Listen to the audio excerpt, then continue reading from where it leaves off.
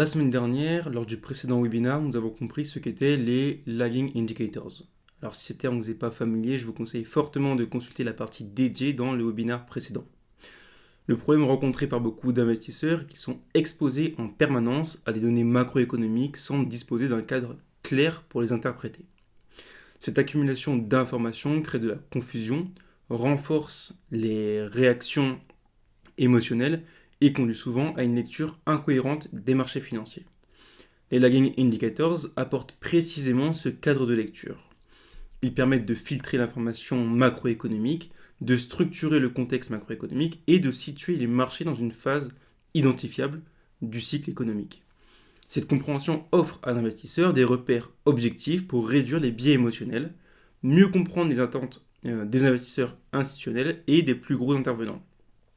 Ça permet également de donner une explication rationnelle aux mouvements observés sur les marchés financiers. En ce sens, les lagging indicators constituent un outil essentiel pour transformer une masse d'informations macroéconomiques en une lecture cohérente, exploitable et durable des marchés. Maintenant que les bases ont été posées lors du précédent webinaire, nous allons analyser en détail les principaux lagging indicators. Donc à la fin de ce webinaire, vous saurez précisément comment les lire, les interpréter et les intégrer dans une réflexion macroéconomique cohérente pour donner du sens aux données macroéconomiques, réduire les décisions émotionnelles et mieux comprendre les attentes des investisseurs sur les marchés financiers, un peu comme le font les acteurs professionnels. Un peu ou même complètement d'ailleurs. Bien, alors on va commencer avec les lagging indicators liés au marché du travail. Donc ces indicateurs-là sont des statistiques qui décrivent l'état réel de l'emploi une fois que les grandes dynamiques économiques sont déjà en place. Les indicateurs du marché du travail ne montrent pas ce que les entreprises pensent faire, ils montrent ce qu'elles ont déjà fait, ce qui permet à l'investisseur de confirmer l'état réel de l'économie et de situer les marchés dans une phase précise du cycle économique. Donc les lagging indicators liés au marché du travail sont le taux de chômage, les NFP, et la demande d'allocation chômage. Donc on va commencer par le taux de chômage. Même si on l'a vu la semaine dernière, on va faire un bref rappel. Le taux de chômage mesure la part de la population active qui est sans emploi, disponible pour travailler et en recherche active d'un emploi. C'est une donnée qui est consolidée, issue d'enquêtes officielles publiées avec un décalage temporaire important. Il sert à décrire l'état réel du marché du travail une fois que les décisions des entreprises ont déjà été prises et appliquées.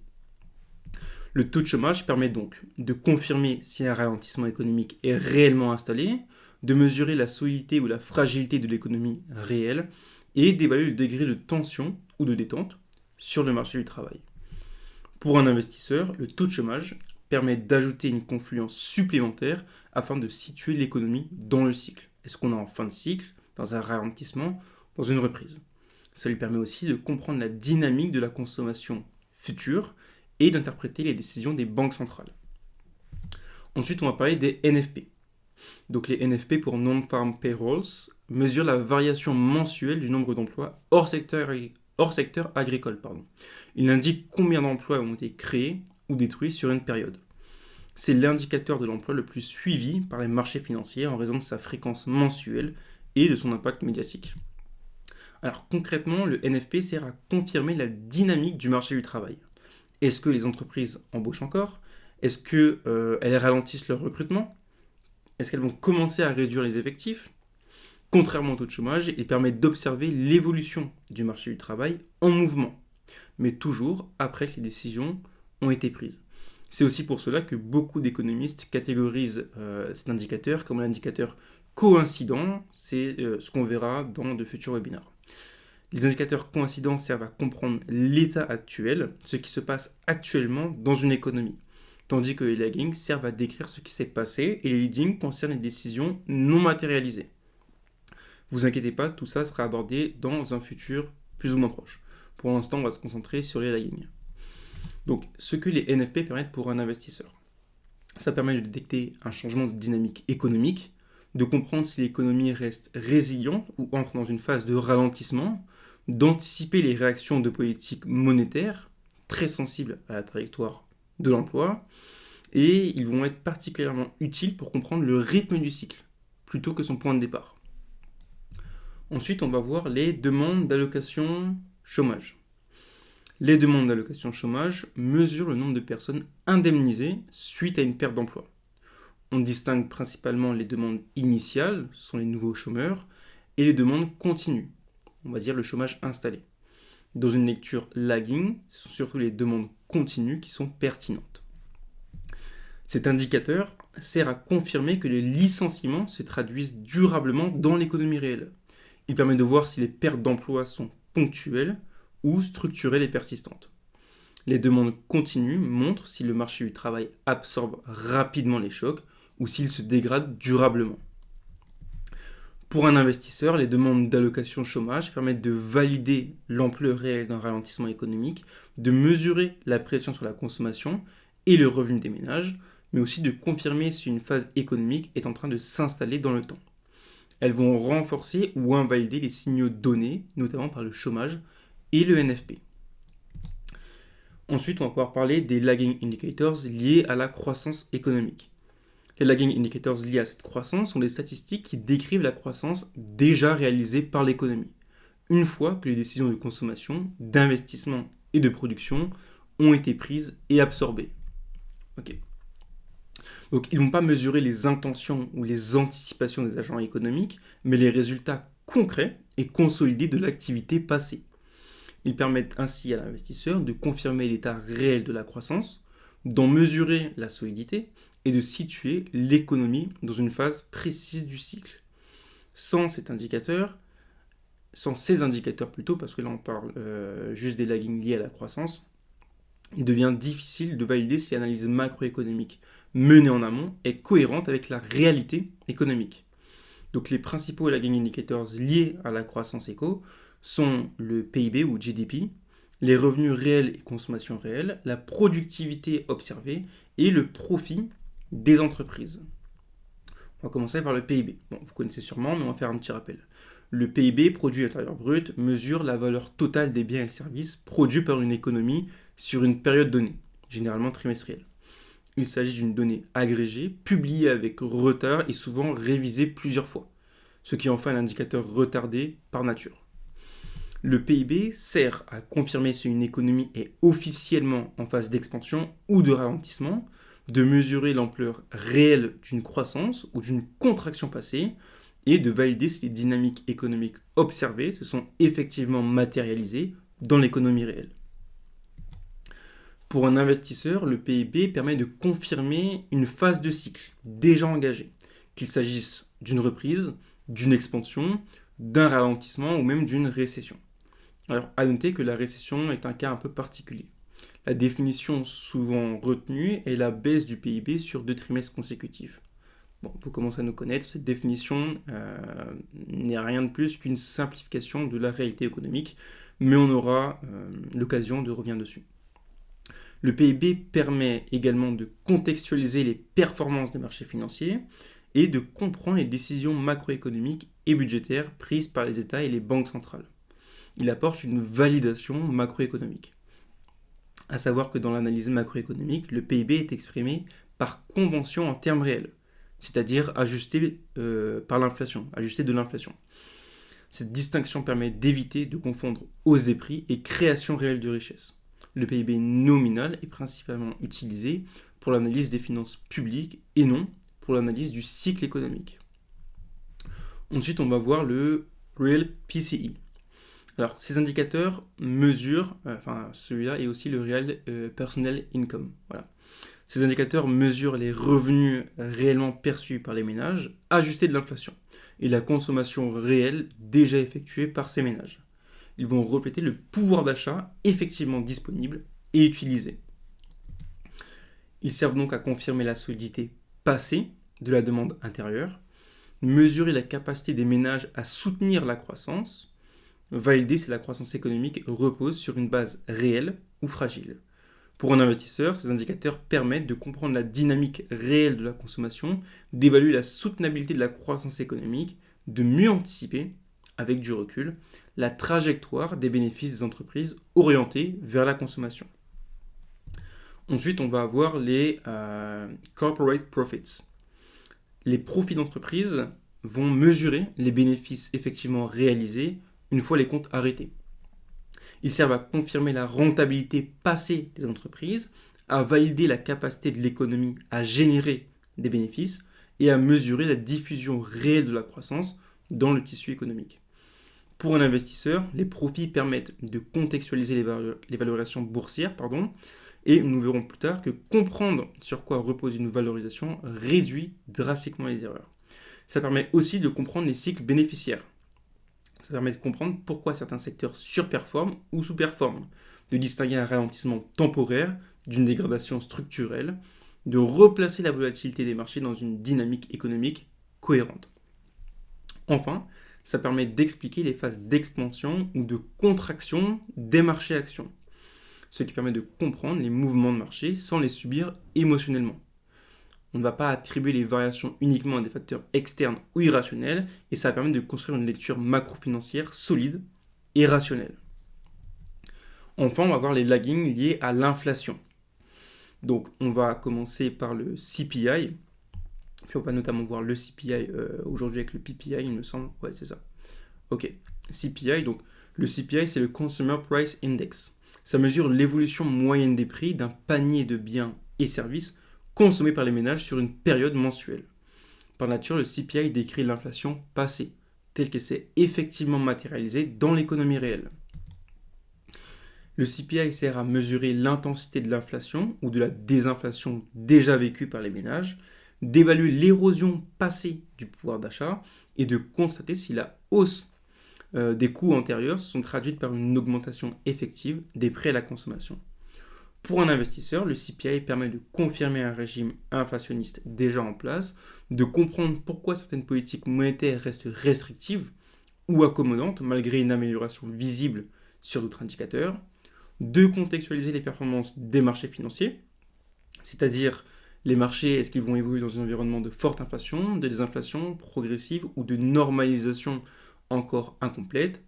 Et enfin, le CPI permet de valider la cohérence d'un scénario macro déjà engagé. Dans l'analyse macroéconomique, le CPI est souvent décliné en plusieurs versions. On va notamment avoir l'inflation globale, headline, l'inflation sous-jacente, core, qui exclut les composantes les plus volatiles. Le CPI est exprimé en variation de prix, pas en création de richesse. Il mesure une perte ou un gain de pouvoir d'achat, pas une croissance économique. Une baisse du CPI correspond à une désinflation, c'est-à-dire un ralentissement de la hausse des prix, et non à une baisse généralisée des prix.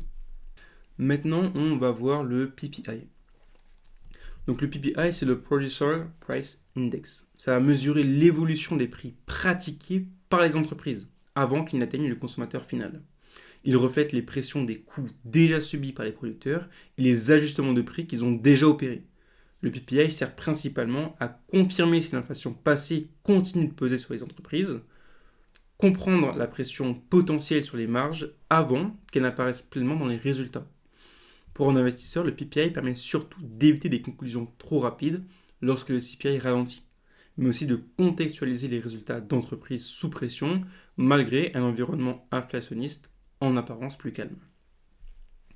Bon, à ce stade, il est important de rappeler un point essentiel. Les lagging indicators ne servent pas à prédire les marchés, ni à anticiper les prochains mouvements à court terme. Ils servent à comprendre ce qui s'est réellement passé dans l'économie, une fois que les décisions ont été prises, que les effets se sont matérialisés et que les conséquences sont visibles dans les données. C'est précisément pour cette raison qu'ils sont si souvent mal utilisés. Beaucoup d'investisseurs cherchent dans les data macro des signaux immédiats, des confirmations rapides ou des réponses simples à des questions complexes. Les lagging indicators ne répondent pas à ce besoin de certitude instantanée. En revanche, ils apportent quelque chose de bien plus fondamental, un cadre de lecture. Ils permettent de répondre à une question centrale que tout investisseur devrait se poser en permanence. Dans quel environnement économique sommes-nous réellement en train d'évoluer ? En analysant le marché du travail, la croissance économique et l'inflation à travers ces indicateurs, vous ne cherchez pas à deviner l'avenir. Vous cherchez à vérifier si le scénario macroéconomique que vous avez en tête est cohérent avec la réalité économique déjà observée. C'est cette cohérence qui fait la différence entre une décision rationnelle et une décision émotionnelle. Il est également important de préciser une chose, les indicateurs que nous avons étudiés aujourd'hui ne constituent pas une liste exhaustive de tous les lagging indicators existants, parce qu'en pratique, il en existe bien davantage, mais tous ne présentent pas le même intérêt selon le contexte économique, le cycle en cours ou l'objectif de l'analyse. Un investisseur n'utilise ni tous les indicateurs disponibles, ni tous les indicateurs en même temps. L'enjeu n'est pas l'exhaustivité, mais la pertinence. Sélectionner les données qui apportent une information utile, cohérente et lisible dans un environnement donné. C'est précisément pour cela que les lagging indicators doivent être compris comme des outils de contextualisation et non comme une checklist à cocher mécaniquement. Pour conclure sur ces laggings, ils permettent de donner du sens au mouvement des marchés financiers, de comprendre pourquoi certaines tendances persistent ou au contraire s'essoufflent. Ils évitent de surinterpréter une donnée isolée ou un chiffre médiatique et surtout, ils permettent de ne pas changer de scénario macro à chaque nouvelle publication. Autrement dit, ils ne servent pas à décider quand acheter ou vendre, ils servent à comprendre comment pensent les marchés. C'est exactement ce que font les investisseurs institutionnels et les acteurs professionnels. Ils utilisent les laggings pour valider un régime économique, ajuster leurs attentes et rester alignés avec la réalité macroéconomique, même lorsque le bruit médiatique devient dominant. Dans le prochain webinaire, nous appliquerons concrètement ces outils pour analyser l'économie actuelle à travers différents lagging indicators. L'objectif sera de vous montrer ce qu'il est possible de faire uniquement à partir de ces indicateurs, une fois qu'ils sont correctement compris et structurés. Ce sera une mise en pratique volontairement progressive, destinée à illustrer comment ces données permettent déjà de construire une lecture macroéconomique cohérente et exploitable. Si vous deviez retenir une seule chose de cette partie, c'est la suivante.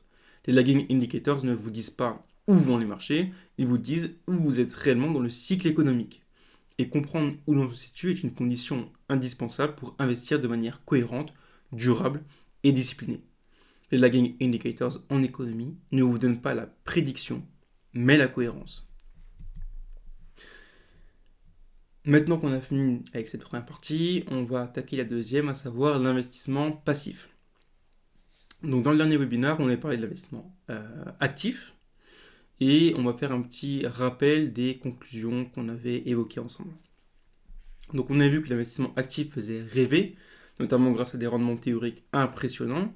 On a vu qu'il y avait des exemples concrets d'acteurs qui parvenaient sur long terme à générer des gains constants et conséquents, même s'il s'agit d'une infime minorité. Au-delà de ces quelques exceptions, vous avez surtout compris le prix réel à payer pour espérer atteindre ces résultats, à savoir une maîtrise quasi totale des marchés, une charge mentale et émotionnelle permanente, des années d'apprentissage intensif, une présence constante devant les marchés et une exposition permanente au stress, au doute et au FOMO. Vous avez également vu que le vrai problème n'est pas seulement la méthode, mais surtout l'humain qui l'utilise. Parce que nos biais psychologiques, notre rapport au temps, à l'argent, à la peur de rater une opportunité, jouent presque toujours contre nous. Surtout, vous avez compris une chose essentielle, un rendement théorique élevé ne signifie absolument pas un rendement réel élevé. Dans la grande majorité des cas, c'est même exactement l'inverse. On avait donc conclu que l'investissement actif n'était pas une solution miracle, que le FOMO était le pire ennemi de l'investisseur, que le timing rémunérait plus que l'actif, mais que le timing était extrêmement difficile à maîtriser, et que 97% des particuliers sous-performent le marché avec l'investissement actif sur le long terme. Maintenant qu'on a fait ce petit récap, passons à l'investissement passif. Alors, qu'en est-il de l'investissement passif ? Qu'est-ce qu'on entend par investissement passif ?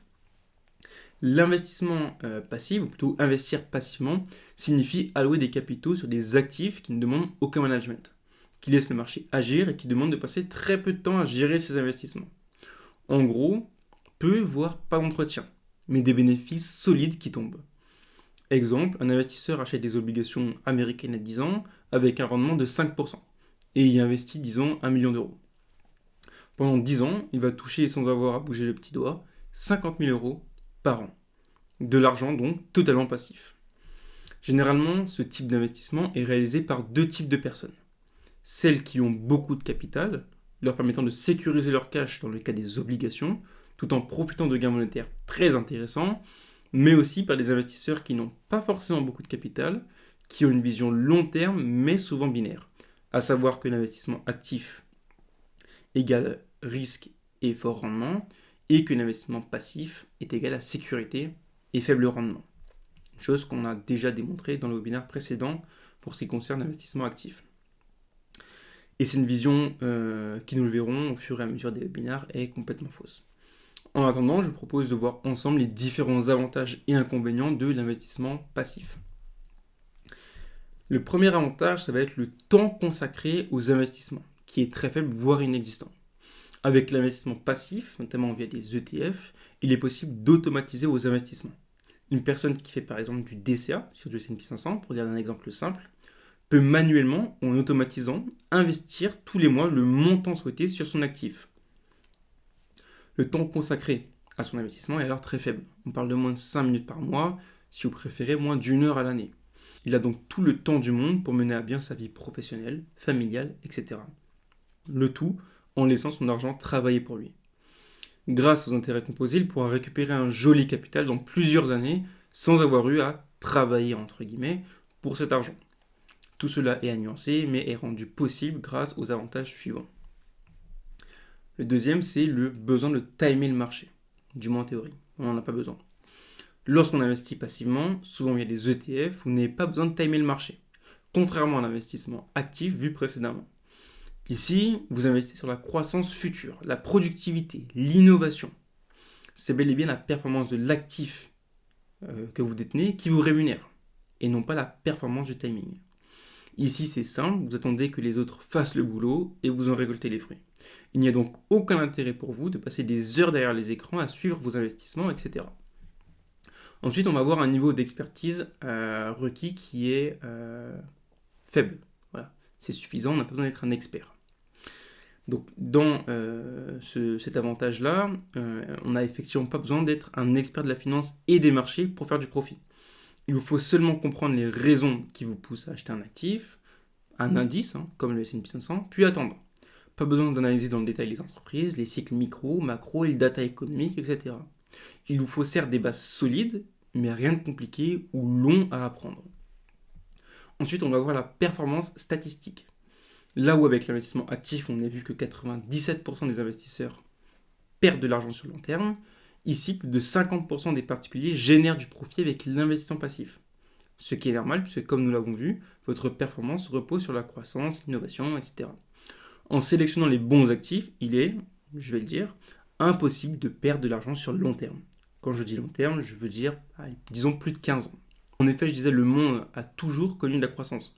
Autrement, nous serions encore à l'âge de pierre. Donc s'il y a bien un investissement, un pari, entre guillemets, qui est intelligent à faire, c'est celui que la croissance continuera à progresser. Bien, maintenant on va parler de la diversification qui est beaucoup plus simple. Certains actifs produits permettent d'avoir une diversification qui est poussée instantanément. Admettons par exemple que vous achetiez un ETF marché émergent comme IEEM. Alors je ne vous l'ai pas mis à l'écran parce que ça aurait été trop gros et ça aurait été un peu compliqué. Mais vous pouvez aller le chercher sur le site de iShares et retrouver ce que je suis en train de vous dire là. Donc en achetant cette part d'ETF, vous achetez en réalité des actions de différents secteurs, comme la technologie, la finance, la communication, etc. Le tout dans différents pays, comme la Chine, la Taïwan, la Corée du Sud, l'Inde, etc. C'est une diversification qui est simple, rapide et a priori efficace.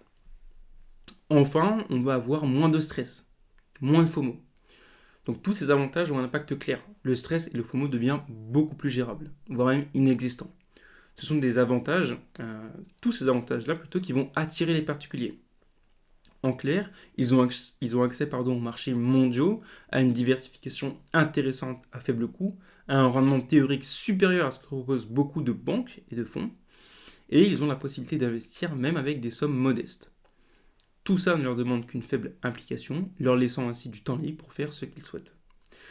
Mais on va voir que malgré ces nombreux avantages, il y a quelques points noirs, à savoir les inconvénients. Le premier, ça va être la dépendance à la performance du marché. Donc cet investissement, qui est fait sur la croissance, rend l'investisseur totalement dépendant des marchés. Contrairement à l'investissement actif, ici, il n'est pas maître de son destin et subit en permanence le marché. L'investisseur passif souffre d'une inflexibilité qui le pousse à subir les crises, les bulles, les périodes à faible croissance, les potentiels problèmes avec les émetteurs, et ils ne peuvent que se contenter d'encaisser, sans rien dire, sans vraiment réagir. C'est le prix qu'ils doivent payer. Enfin, on va avoir un rendement faible.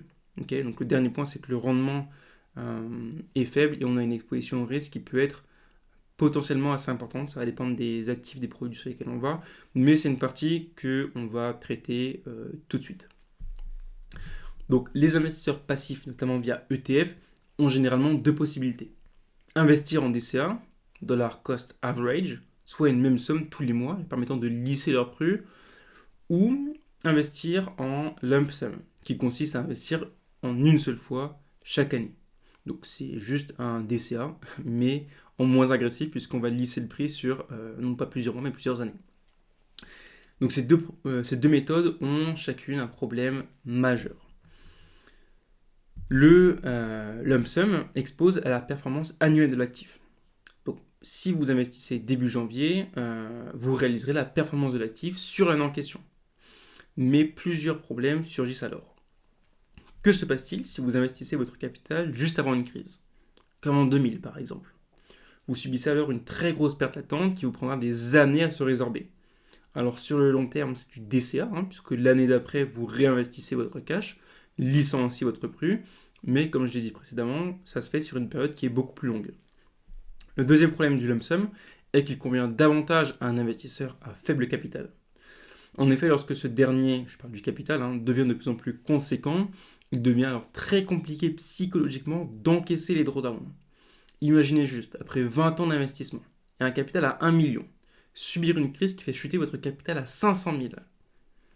On est d'accord, c'est beaucoup trop de risques et potentiellement beaucoup trop de temps pour retourner à vos 1 million. C'est un risque que vous ne voudrez pas prendre. Je vous ai illustré ça avec le S&P 500 et la crise de la bulle Internet.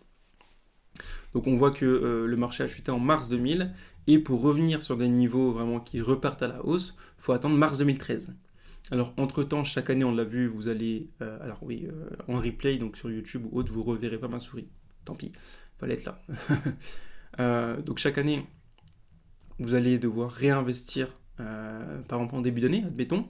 Donc vous allez quand même lisser votre prix, mais ce sera beaucoup plus lent et on va dire beaucoup moins efficace qu'un DCA classique. Donc il faudra beaucoup plus de temps pour potentiellement remonter en fait sur le all-time high, on va dire, de votre portefeuille. Voilà. Et comme je l'ai dit, si vous atteignez un capital qui est très élevé, je pense pas que ce soit un risque que vous souhaitez prendre. Voilà. De voir votre capital chuter de moitié, comme on le voit ici, avec moins 50%, ou ici moins 57%. Donc de s'exposer à ça et d'attendre X années que votre capital reparte réellement à la hausse. Voilà. Donc c'est un petit peu le problème du lump sum. Donc ensuite, on va avoir le DCA. Est-ce que j'ai pas fait d'erreur? Non, c'est tout bon. Ok. Donc concernant le DCA, il y a un point essentiel que la plupart des investisseurs oublient. Le DCA lisse votre prix. Par conséquent, il diminue le rendement réel de votre portefeuille. On reviendra sur ce terme juste après. Vous verrez que ça c'est intéressant. Par exemple, ici, sur une période de 24 ans, on remarque que le DCA réduit la performance finale de 20 à 30%.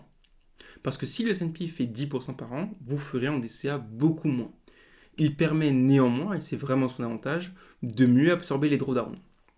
Si on reprend l'exemple d'avant, ici, potentiellement en DCA, au lieu de faire moins 50, vous aurez fait moins 25. Dans l'idée, c'est ça. Donc c'est beaucoup plus intéressant et beaucoup plus stable psychologiquement. Même si du coup, c'est aussi beaucoup plus lent après à repartir. Mais c'est plus facile sur le long terme d'opter pour un DCA plutôt que pour un lump sum.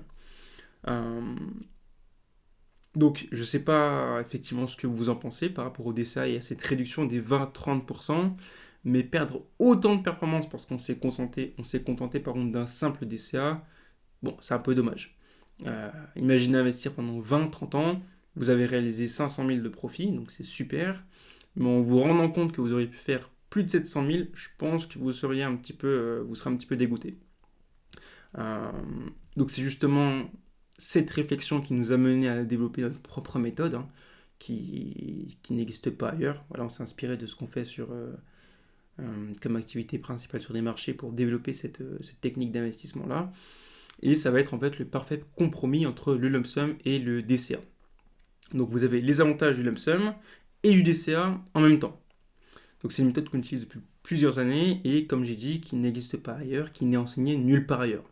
Donc sur une étude de 25 ans, cette méthode permet de réduire les drawdowns de manière efficace et de réaliser plus de 90% du rendement proposé par l'actif. Le tout sous une forme d'investissement passif. C'est une méthode, encore une fois, qu'on enseigne et que vous retrouverez uniquement dans notre école Invest System. Donc vous le voyez ici, de l'année 2000-2024, le S&P a fait 191% de performance non cumulée, bien sûr, et le Nasdaq de 144. Alors c'est aussi faible parce qu'on a pris comme année de référence 2000. 2000, voici ce qui s'est passé. Donc forcément, le rendement n'est pas optimal en partant de cette année-là. Si j'ai pris par exemple 2003, ça aurait été beaucoup plus élevé, ou encore mieux avec 2009. Mais c'est pas grave, le but c'est pas d'avoir un rendement sur papier intéressant, c'est de voir comment ça fonctionne. Donc on voit que le S&P hors DCA, donc la performance est de 191%. Par contre en DCA on est à 131%. En Nasdaq on est à 155 au lieu de 244. Par contre avec notre méthode, alors juste ici j'ai préféré pour simplifier les choses mettre le rendement comme ça, mais on verra après qu'il faut parler en CAGR et ni en rendement moyen, donc arithmétique, ni utiliser les calculatrices d'intérêt composé bidon. Enfin, on parlera de ça juste après. Pour simplifier les choses et avoir tout de suite des chiffres qui parlent, j'ai préféré vous montrer les choses comme ça. Donc en revanche, notre méthode permet de réaliser sur ces années-là, sur le S&P 500, 192% au lieu de 131 pour le DCA et 236% au lieu de 155 pour le DCA. Vous voyez qu'il y a quand même une différence qui est énorme. On arrive vraiment à coller en fait à la performance de l'actif et le tout, comme je vous l'ai dit, dans une stratégie qui est totalement passive, quoi. Donc enfin, pour finir sur le rendement, voilà, j'aimerais apporter quelques précisions. C'est ce que j'évoquais juste avant. Lorsqu'on parle du rendement d'un actif ou d'un investissement, on parle généralement du rendement arithmétique et nominal. Celui que tout le monde utilise pour parler de la performance de l'actif ou théorique du portefeuille. Et c'est justement le fait de compter comme ça qui vous conduit à faire des erreurs. Tout d'abord, la première erreur à ne pas faire, c'est de penser que la performance de l'actif égale votre performance. C'est d'autant plus vrai si vous faites du DCA. Si vous pensez, admettons, alors faites 10% par an par rapport à l'actif que vous détenez, vous remarquerez en réalité que vous êtes plus à 5, peut-être 6% de rendement. Il faut regarder le rendement géométrique du portefeuille entier, la progression de votre capital par actif et pas celle des actifs eux-mêmes. Ensuite, il faut parler en rendement réel net, pas seulement nominal. C'est-à-dire qu'il vous faut soustraire à votre rendement l'inflation et tous les frais et autres types de coûts et impôts de vos investissements. Généralement ici, beaucoup sont proches d'un rendement inférieur à 1, 2 ou même négatif sur le long terme. Donc toutes ces erreurs, y compris la manière que vous pouvez avoir de faire vos projections, via, comme je disais avant, un calculateur d'intérêt composé par exemple, conduisent à faire des erreurs du genre, si j'investis X euros par mois avec X rendement, j'aurai X euros à X âge. Comme voilà, on le voit ici, j'ai investi 1000 euros, tous les mois je mets 300 balles, à un taux d'intérêt de 12% parce que c'est ce que fait le S&P 500, alors que le mec va investir en DCA, etc. Et je vais investir sur une durée de 25 ans. Donc, dans 25 ans, j'aurai ce montant-là. En fait, c'est complètement faux.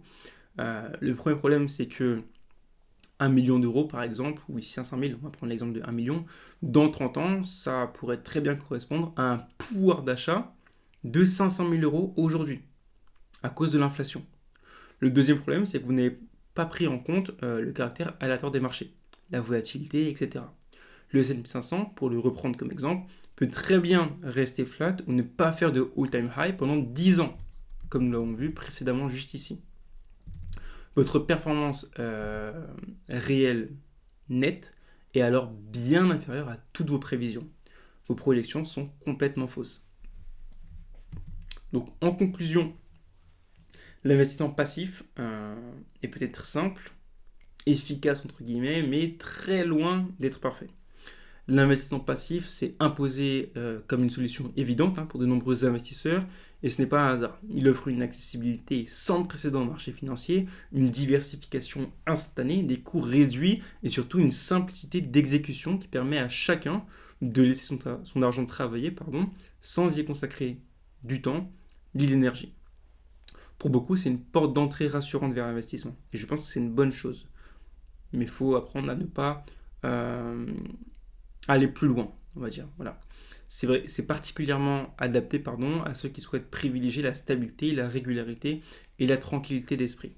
On peut aller plus loin avec l'investissement passif, je vais y revenir tout à l'heure. C'est quelque chose qu'on enseigne aussi dans notre école Invest System. Donc, comme on a vu par contre, cette simplicité, elle a un prix. L'investisseur passif est entièrement dépendant des marchés, il subit les crises, les périodes de stagnation, les drawdowns parfois violents, sans véritable capacité d'action. À cela s'ajoute une réalité souvent ignorée, le rendement affiché n'est que théorique. Entre le DCA, qui dilue fortement la performance réelle, le lump sum, qui expose à des risques psychologiques et financiers majeurs, l'inflation, les frais et la fiscalité, le rendement net réel est bien souvent largement inférieur à ce que la majorité des investisseurs imaginent. En clair, l'investissement passif n'est ni une solution miracle, ni un mauvais choix en soi. C'est un outil puissant lorsqu'il est bien compris, bien utilisé et, je le dis en majuscule, intégré dans une stratégie cohérente. Mais il devient dangereux lorsqu'il est suivi aveuglément, sans comprendre ses limites, ses biais et ses véritables performances. C'est précisément pour ces raisons que nous avons développé des stratégies d'investissement et des méthodes uniques enseignées au sein d'Invest System. Que ce soit un mix entre l'investissement actif, passif, des stratégies d'investissement qui permettent de booster entre guillemets ses rendements. Alors j'aime pas trop le terme booster parce que je le trouve pas approprié, mais vous avez compris l'idée. Voilà, réussir à coller à la performance réellement de l'actif sous-jacent, de l'actif qu'on détient. C'est extrêmement intéressant. Ça permet d'aller, comme on l'a dit dans le précédent webinaire, pas plus vite, mais plus loin. Voilà, arriver à la même période d'investissement, à échéance, on va dire. Le mec qui a fait du DCA et la personne qui a suivi une autre méthode, elles n'auront pas le même capital.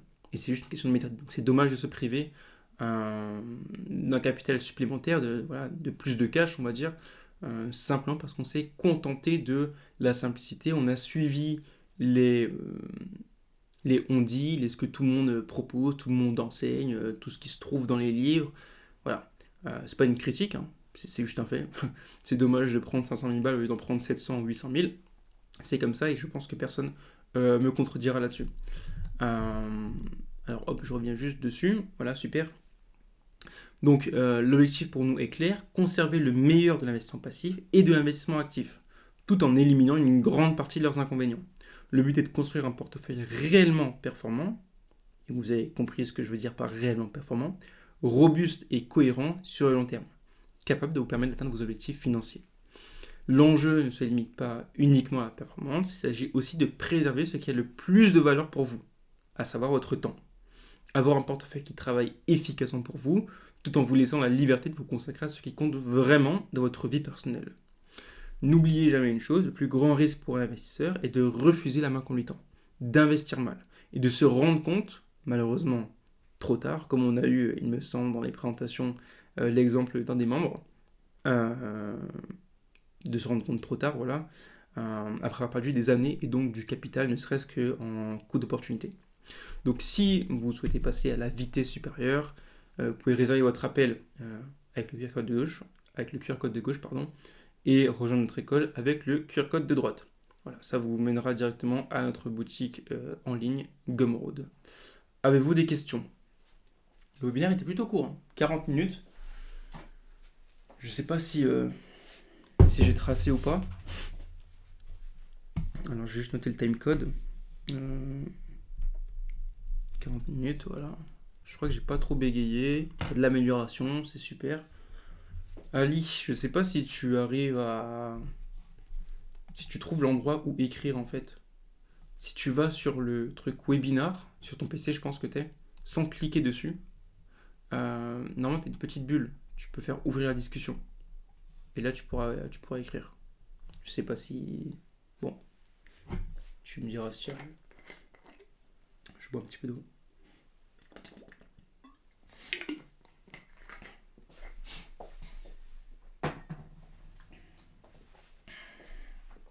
Alors, pendant que tu es en train d'écrire, je vais revenir sur les questions que tu avais posées. Alors, juste un petit moment.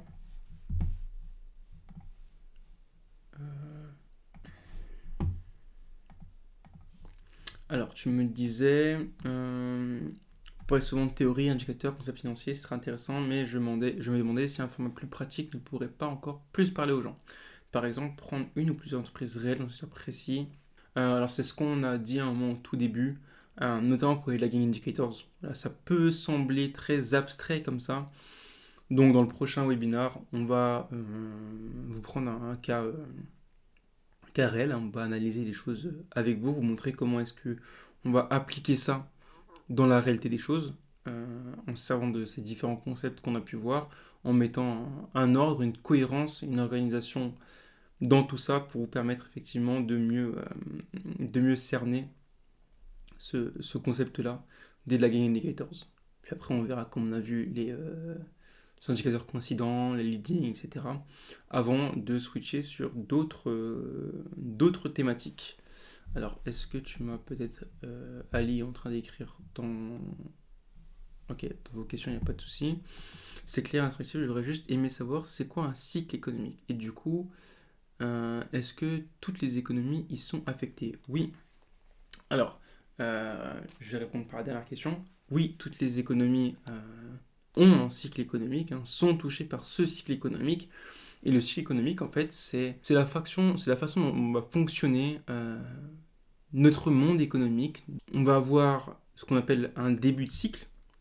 Généralement, ça va être une période, en fait, où les taux d'intérêt, on va dire... Alors, je vais essayer de ne pas parler en termes techniques. C'est une période où tout est prospère. Okay. Tout est prospère, les choses vraiment... ça tout roule, c'est super, il y a de l'emploi, les gens vivent bien. Voilà. Généralement, là, on est au début du cycle économique.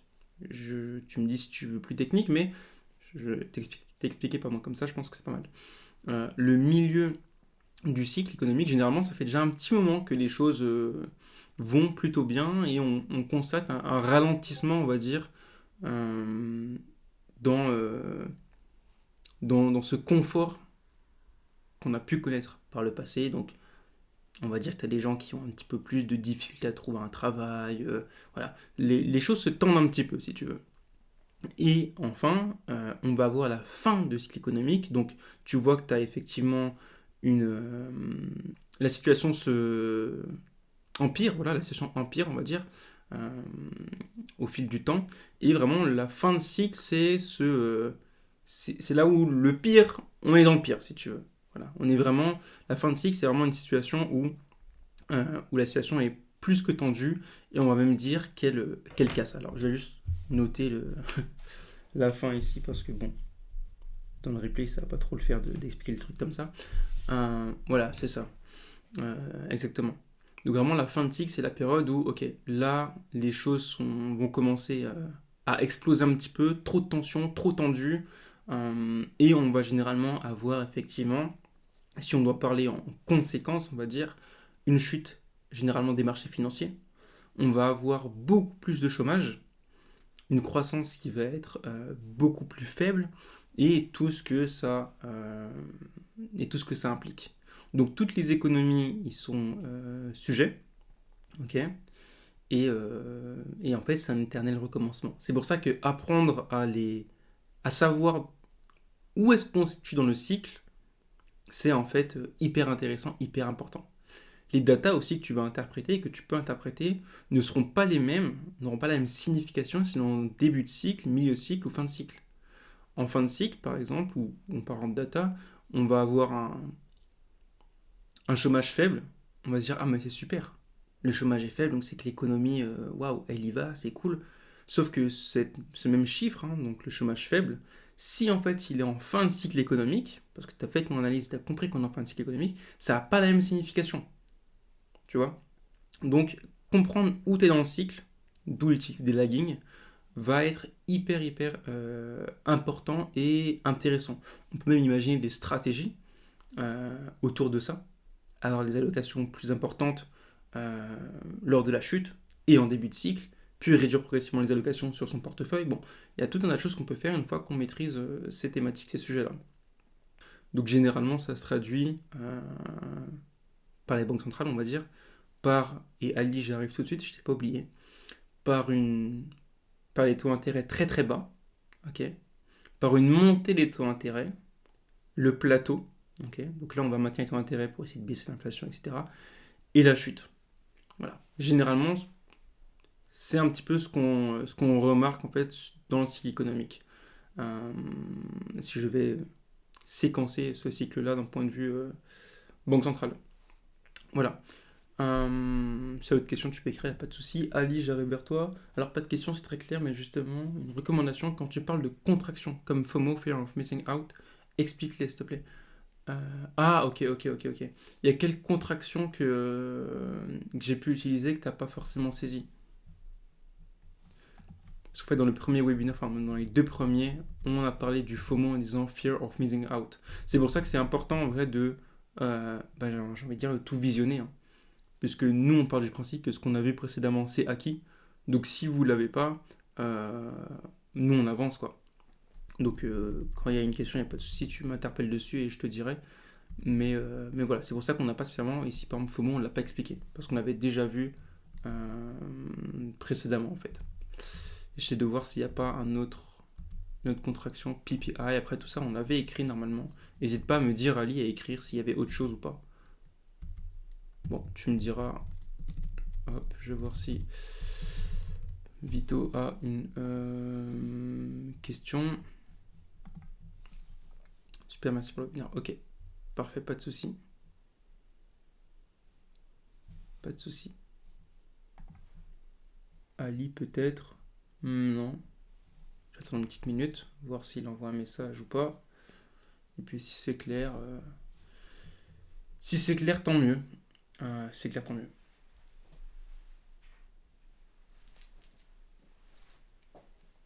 Ok, bon, je pense pas.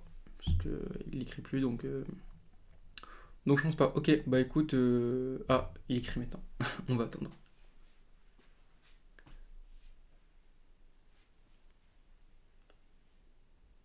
Ok, parfait.